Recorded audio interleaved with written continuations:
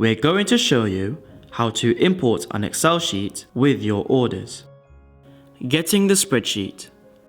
Once you have upgraded to an eShop account, you will be sent an Excel template which you can use to add your orders and import into the shopping cart. You can also access this template by exporting the spreadsheet from your empty shopping cart. The template will appear at the bottom of your browser. Click the arrow and click Open to access it.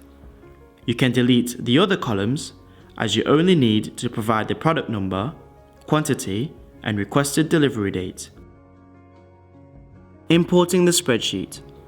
To import your spreadsheet, go to your shopping cart, then click Excel Import.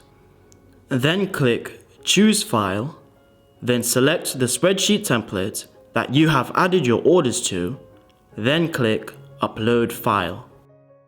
If you are below the minimum order quantity, you will be notified and you must change your order quantity accordingly. You must click the refresh button so your changes are updated on the system. Saving to shopping cart. You can save the orders you imported from your spreadsheet and add these orders to your shopping cart from your eShop dashboard. You can do this by clicking Save Shopping Cart and give your order a name.